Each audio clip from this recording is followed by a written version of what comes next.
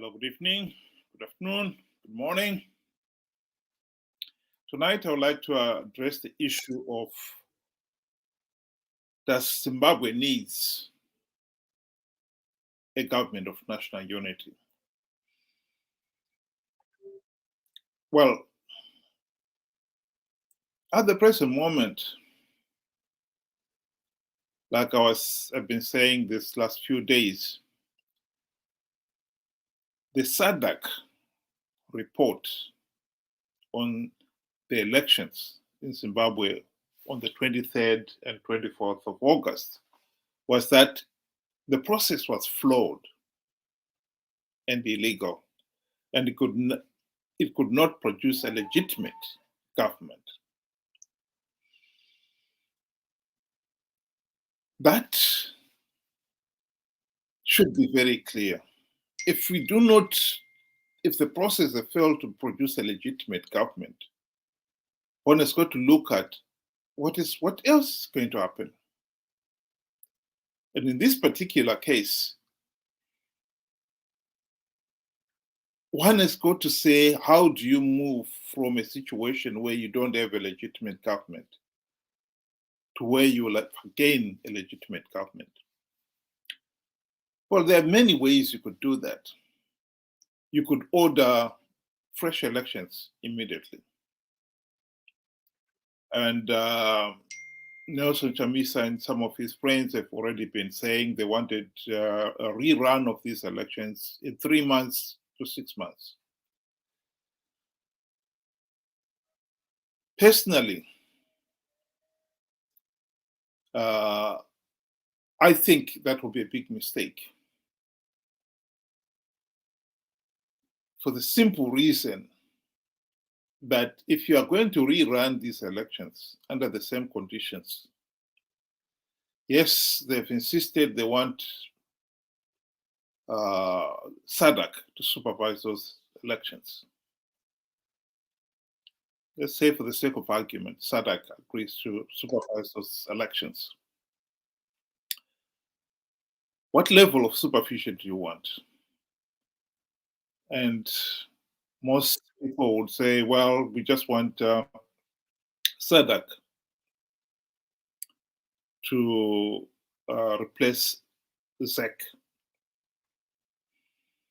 In other words, SADC to come in, prepare a voter's roll so that it can be verified by everybody, and then fresh elections, SADC officials will supervise those fresh elections instead of just playing the observer as they were doing this time.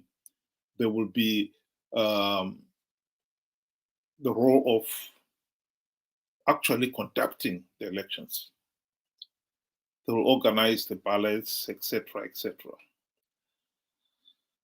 Now, even if that was to happen,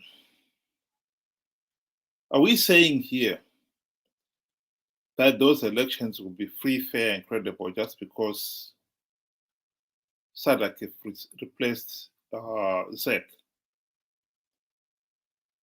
What about the police?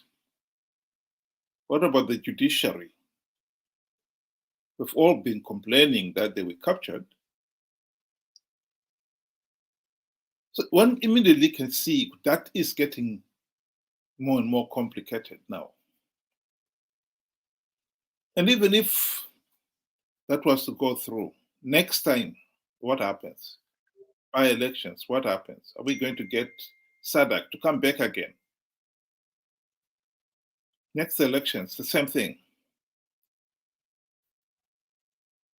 Clearly, this is not an answer. What we need is to solve this problem of rigged elections decisively. And you can only deal with this problem decisively if you implement the democratic reforms necessary to make ZEC independent, the police independent, the judiciary independent, and so forth.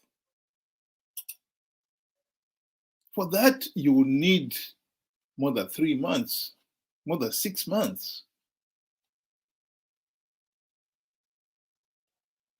And you can't go on for 6 months without a formal government.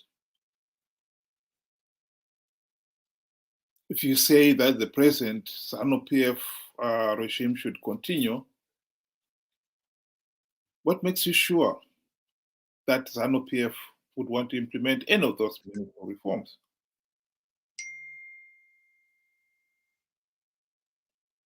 This is where we are. We need to deal with this problem decisively and in a more calm and collected way. The government of national unity will be a government that will be formed and be given the task to implement those reforms. So, per se, with the present situation as it is, we do not have a government because this election process has failed to produce a legitimate government.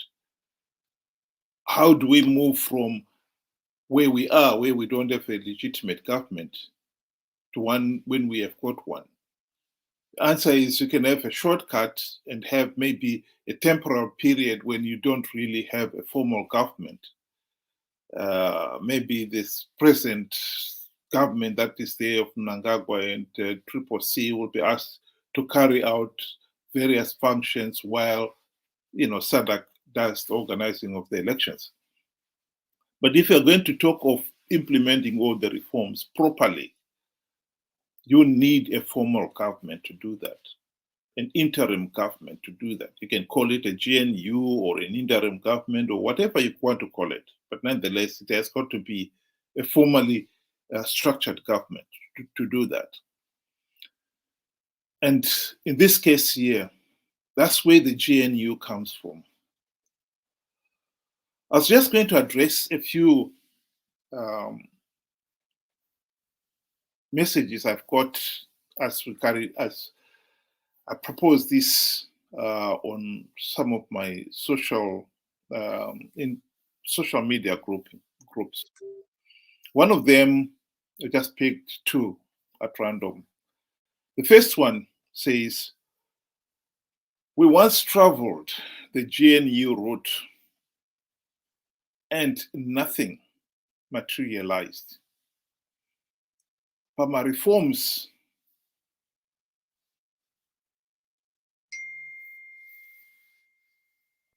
amunotingwaudza.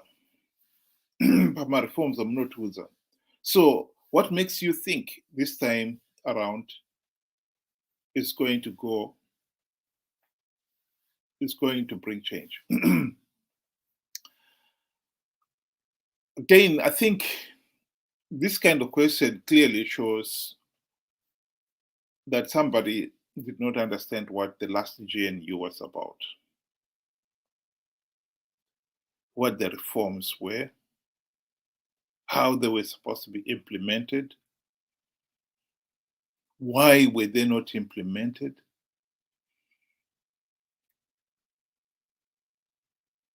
This is, I think, one of at the root of why we are in this mess. It is tragic enough that people went into, or the country went into the last GNU, and many people had no clue what the reforms are, how they were going to be implemented.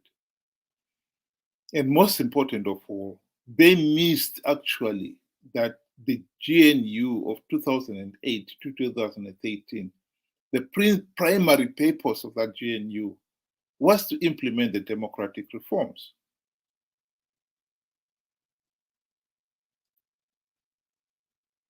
This is where I would say, if you do not understand something, if you do not understand what the GNU was about, if you don't understand what the reforms were about,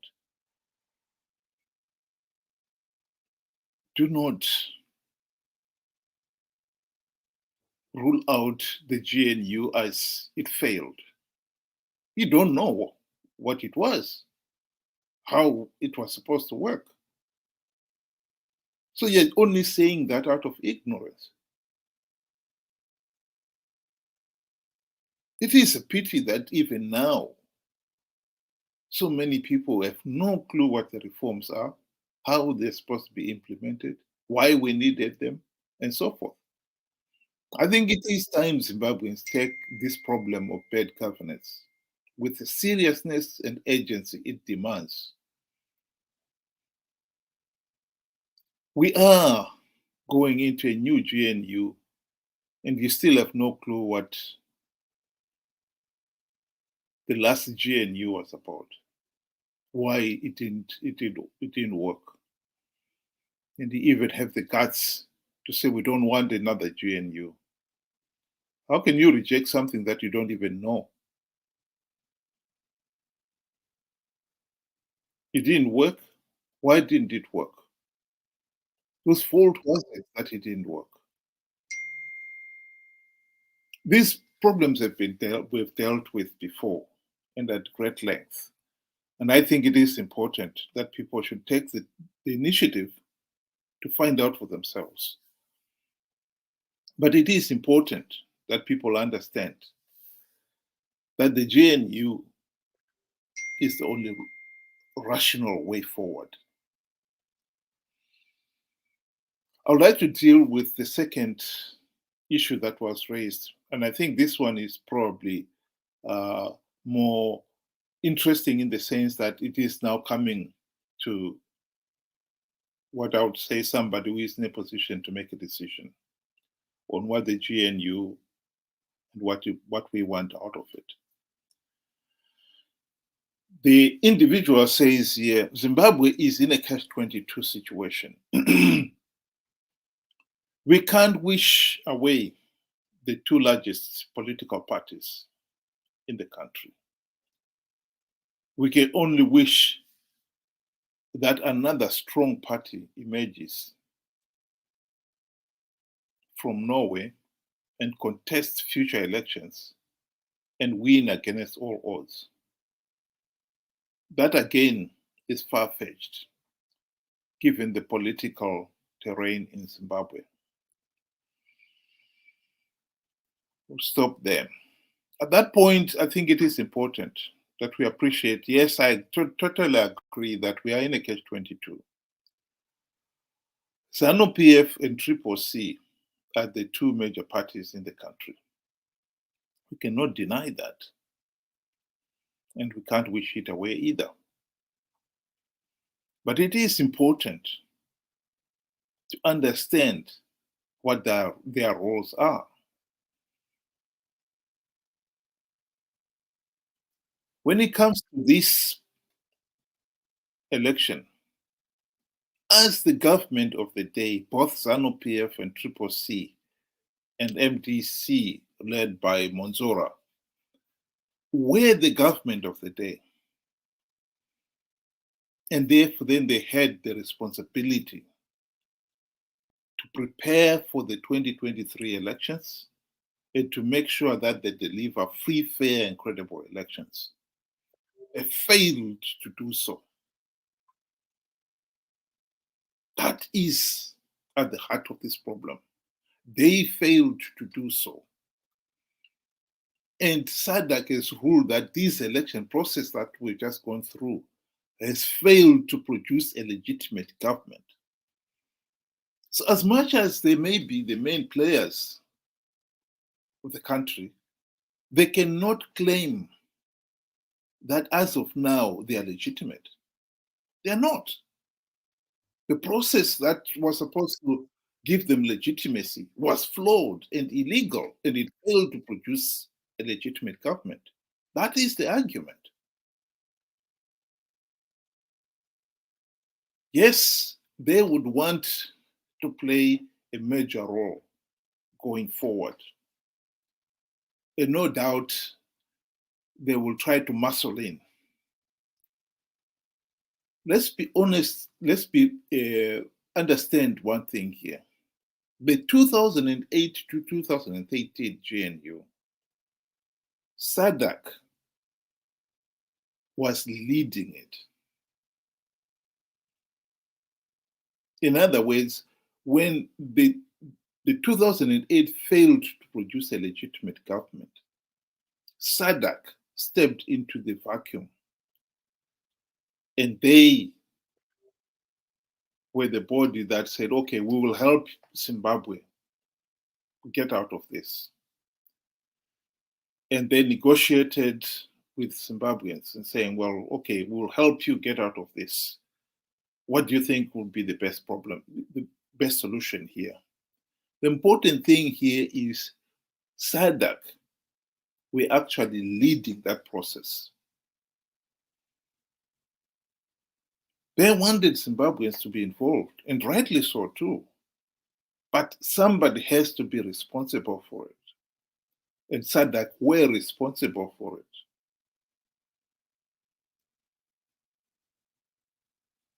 If it is left to Zimbabweans themselves, in this case here, well, I'm sure Mnangagwa will turn around and say, we are legitimate. SADC itself has said you are not legitimate because the process was flawed. So we cannot pretend somehow Zanu PF can still call the shots. They cannot.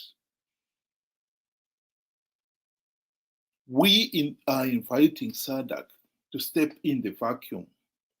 And in this particular case, I would strongly recommend that SADC should not come on by itself alone, but have the backing of the UN or some other international body. They will step in the vacuum and saying, okay, we will help you get out of this mess. And they will be the ones in charge of the process. So to say that we can't wish out Zanu PF and CCC is actually a mistake. They have wished themselves out. They can no longer claim to have political legitimacy because they have failed to deliver the process that will deliver political legitimacy in the normal way, i.e. hold free, fair, and credible elections.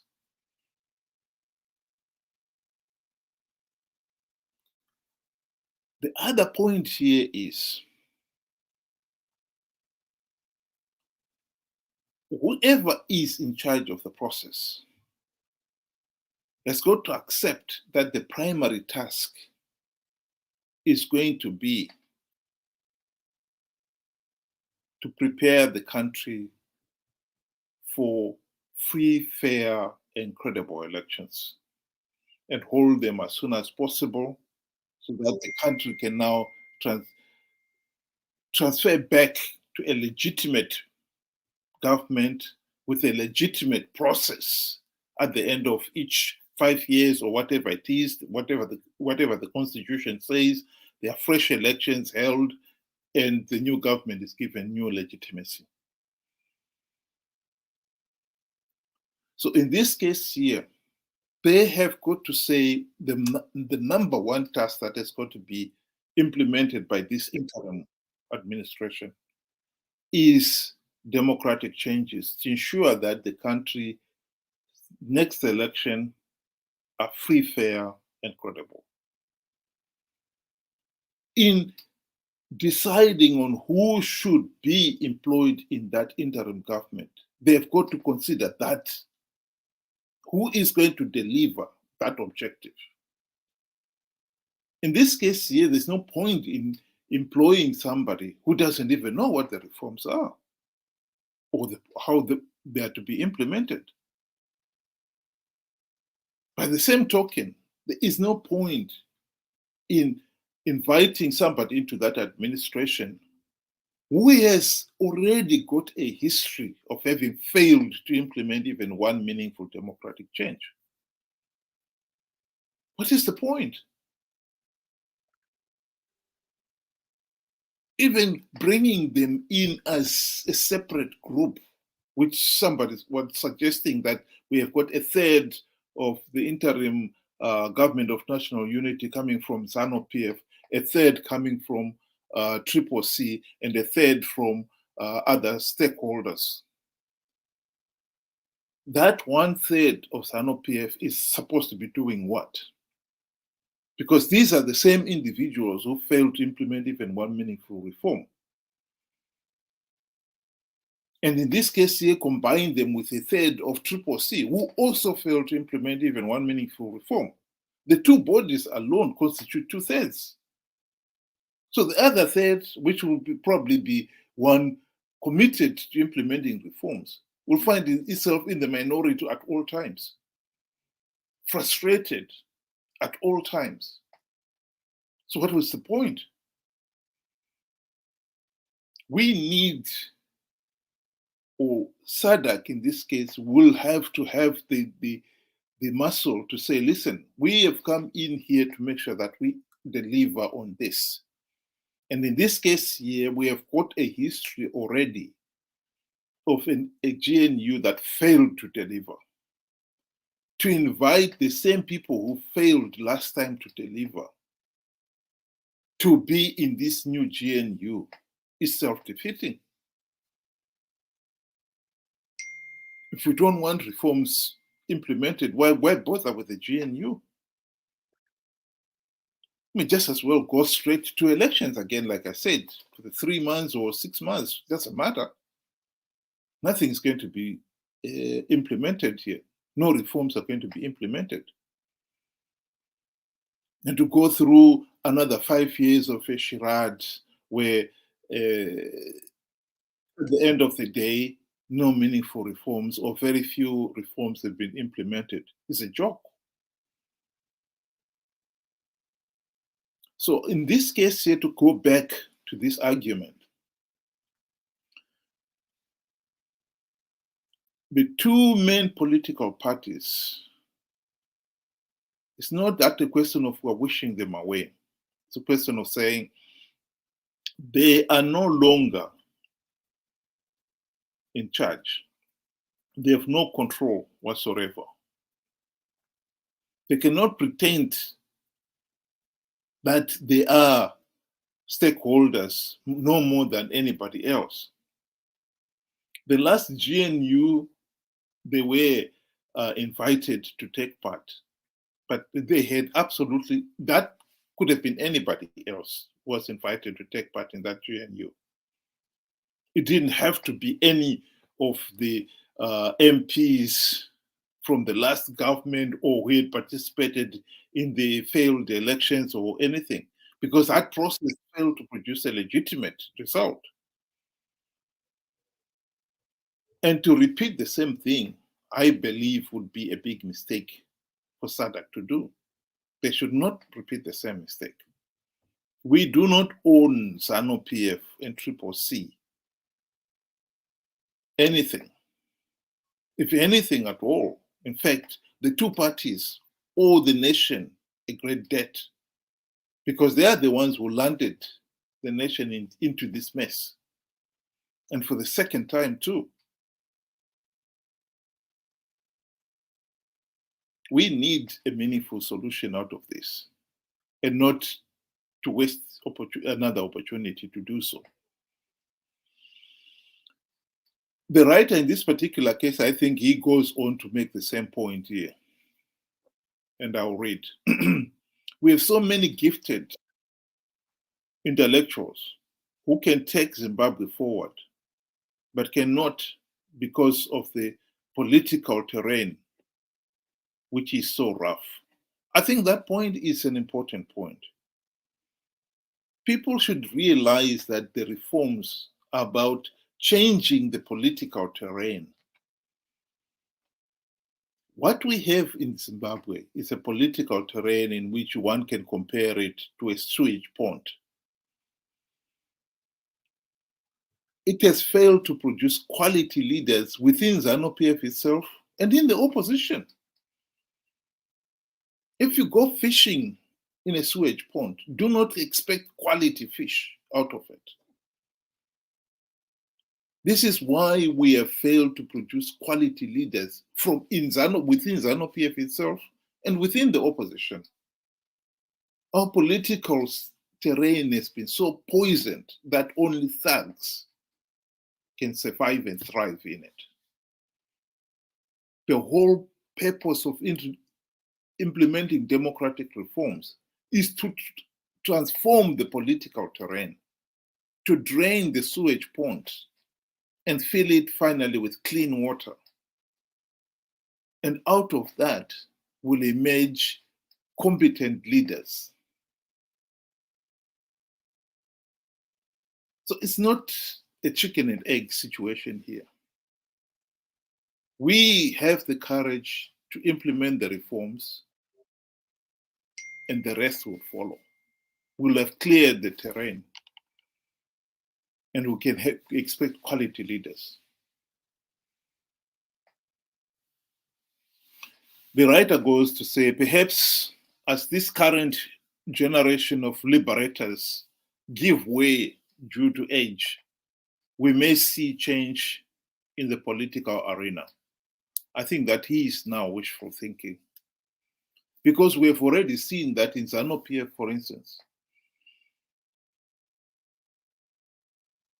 the thugs, yes, they're getting old, but there are a whole brigade of young Zanu PF thugs coming up. G40 faction, for instance,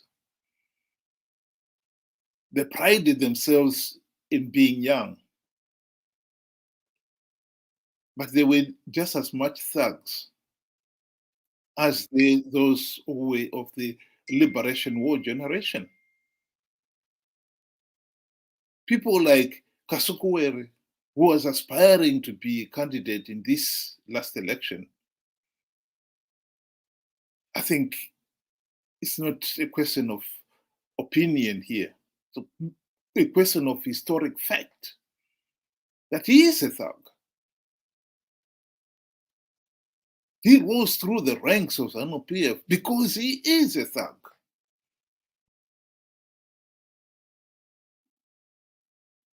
It is wishful thinking that just because we've got rid of the generation that fought the Liberation War, we have somehow cleansed Zanu PF. That's wishful thinking. Just as much as of the opposition itself, the Triple C opposition right now.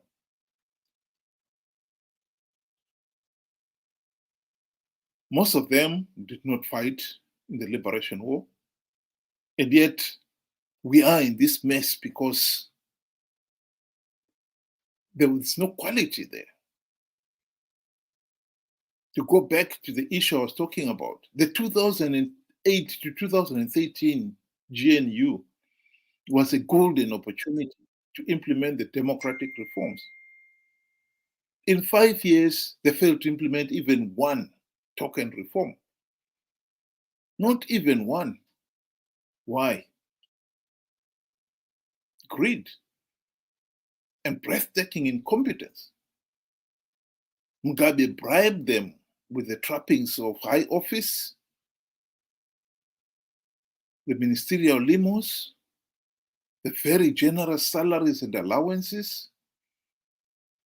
the US $4 million mansion for Changirai, and so on and so forth. And what did they do? They forgot about the reforms. Not even one meaningful reform was implemented in 5 years of the GNU.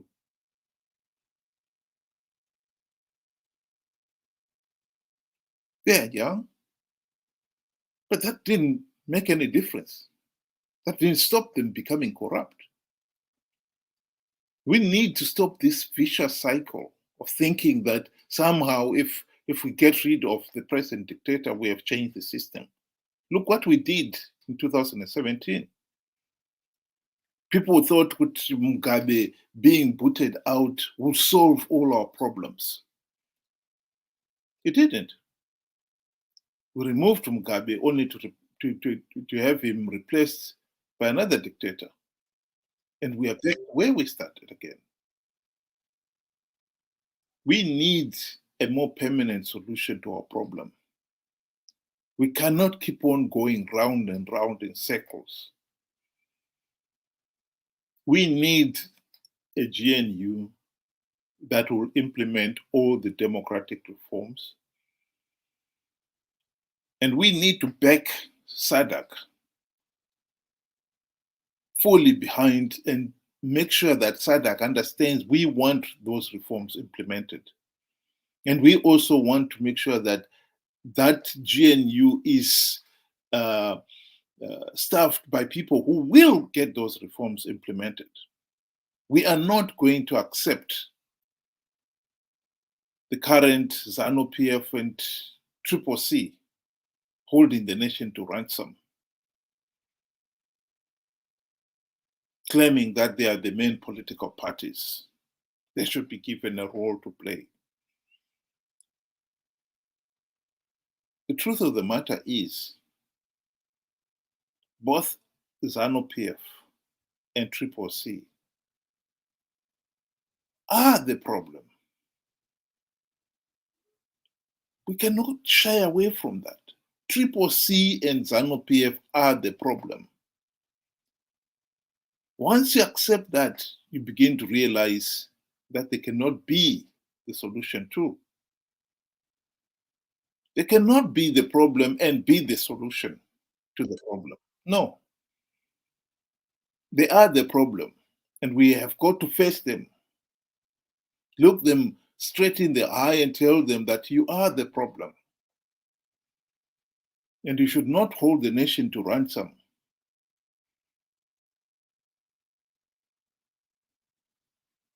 Insisting that you must play a role. What role do you want to play? If you had held free, fair, and credible elections, we would not be in this mess.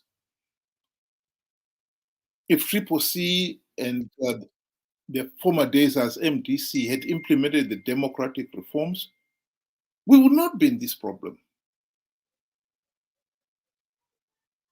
For them to insist that they must be in the second GNU again when they were in the last one and they failed to implement reforms is pathetic. It's ridiculous. It's a ridiculous argument. We are in this mess because both MDC, or CCC rather, and Zanu PF let the nation down. And we need to give our full backing to SADC. That SADC, as the one who stepped into the breach, appoints people who are going to deliver those democratic changes. The primary purpose of the GNU will be to implement the democratic reforms and drain the sewage pond, which has become Zimbabwe's political system. We want people who are willing to drain that sewage pond, to implement those reforms fully and get the country back on a democratic footing again. It's not rocket science.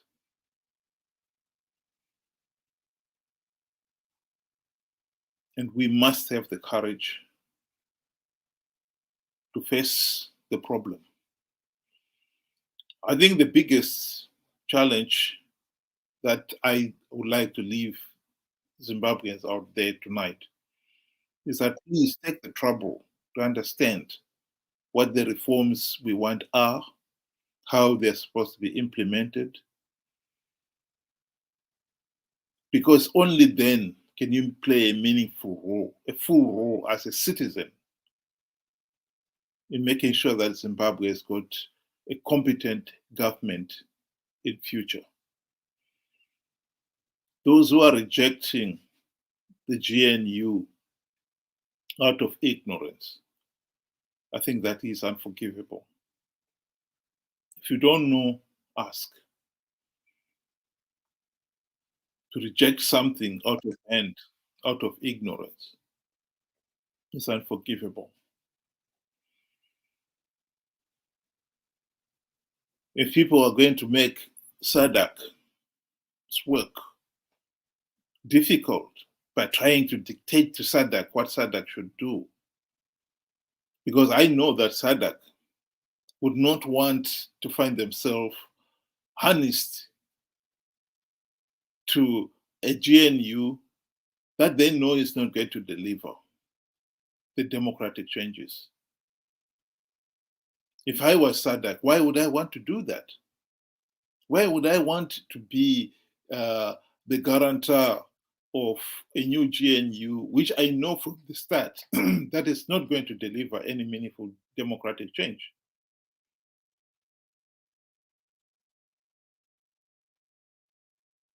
SADC has done us a big favor by writing that report condemning the August 2023 elections.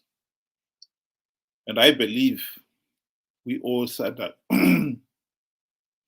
a debt of gratitude for that. And we also owe SADC our full backing as citizens of Zimbabwe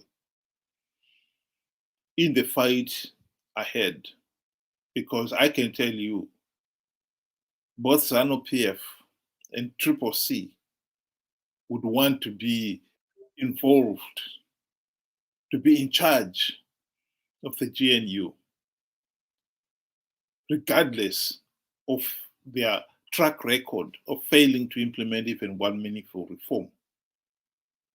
That must be denounced, not by SADC alone, but by us, the citizens, as well. And all those political upstarts who were already making noises, claiming positions for themselves in the new GNU, we must slap them down straight away. Mnangagwa does not have political legitimacy, nor does Chamisa, nor any of their party members. The election process was flawed and illegal, and it failed to produce a legitimate government. That is a fact. And for them to claim that they are the principal players here is ridiculous. There is no principal player because there is no legitimate government. There's nobody who has got political legitimacy here. We are inviting SADC to occupy that vacuum. And let's give SADC the opportunity to set up a proper government of national unity that will deliver the democratic changes that we are all seeking here. And nobody, absolutely nobody, has the right to hold the people of Zimbabwe to ransom, because nobody has got the divine right to rule Zimbabwe. That is my message. Thank you and good night.